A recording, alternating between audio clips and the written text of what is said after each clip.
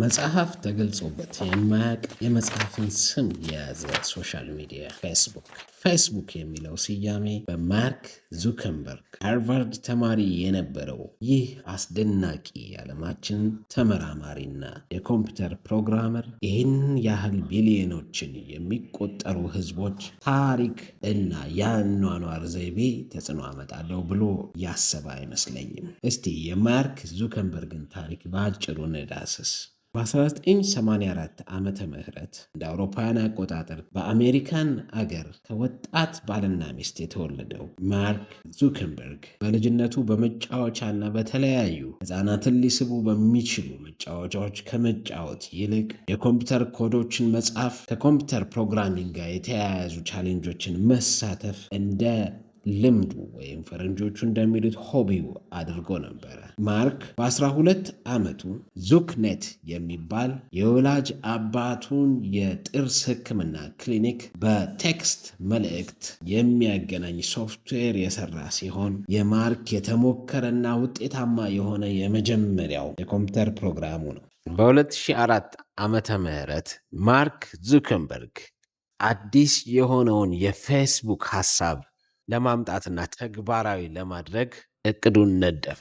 ፌስቡክ ከፌስ ማስክ የወረሳቸው አንዳንድ ባህሪያት ቢኖሩም በቀላሉ ፎቶዎችን ፖስት ማድረግ፣ አስተያየቶችን የመለዋወጥ እንዲሁም እጅግ ዘመናዊ የሆኑ ግለሰቦችን ፈልጎ የማግኛ አማራጭ መኖሩ በአጭር ጊዜ ውስጥ ከሃርቫርድ ካምፓስ ወጥቶ አሜሪካን፣ አውሮፓን፣ አፍሪካን፣ ኤዥያን መላው ዓለምን ለመውረርና ለመወደድና ለመደነቅ አጭር ጊዜ ብቻ የወሰደ አስደናቂ የዓለማችን የቴክኖሎጂ ውጤት ሆኖ ተገኝቷል።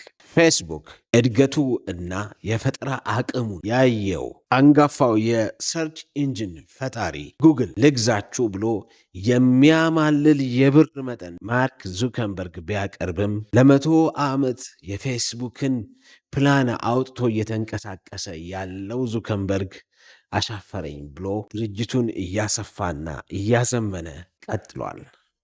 ፌስቡክ ለተጠቃሚዎች ጠንካራ የሆነ የገበያን፣ የማህበራዊ ትስስርን፣ የመረጃ መለዋወጥን፣ የጊዜ ማሳለፊያን አስደናቂና አስደማሚ የሆኑ ጥቅሞች የሚሰጥ ቢሆንም በአንጻሩ ሱስ የመሆን አቅሙ፣ የግልን መረጃ ሜዳ ላይ ማዝረክረኩ፣ ሌሎችም ተጓዳኝ የሆኑ የራሱ ጉዳቶች ይኖሩታል። ይህ ቢሆንም ፌስቡክ ከጉዳቱ ይልቅ ጥቅሙ አመዛኝ ሆኖ በዓለማችን እስካሁን አስደናቂና አስገራሚ የማህበራዊ ትስስር ገጽ ሆኖ ቀጥሏል። የፌስቡክ አራጊና ፈጣሪ ማርክ ዙከንበርግ የ3 ሴት ልጆች አባት፣ የፕሬስኪላ ቻን ባለቤት፣ ብዙ ጊዜውን በቤትና በስራው የሚያሳልፍ፣ ዝምታን የሚያበዛ፣ የተገደበና የተመጠነ የአኗኗር ዘይቤ ያለው ሲሆን የሚገርምና የሚደንቀው ፌስቡክን ማርክ ዙከንበርግ ገንዘብ ማግኛና ሐሳብ ማፍለቂያ እንጂ ማህበራዊ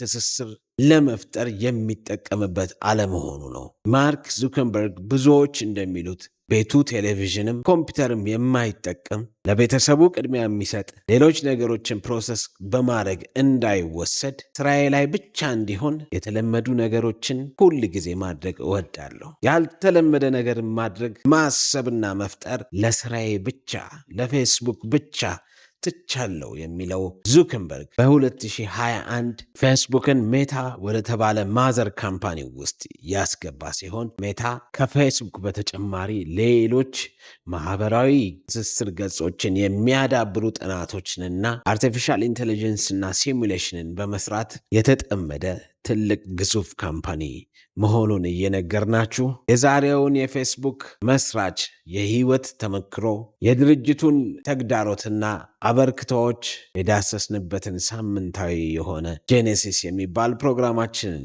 ስናጠቃልል አድማጭ ተመልካቾቻችን ኮፒ፣ ላይክ፣ ሼር፣ ኮሜንት ማድረግ እንዳትረሱ እያሳሰብን የሰማ ላልሰማ ያሰማ የሚለውን የሁል ጊዜ አባባላችንን ልንላችሁ እንወዳለን።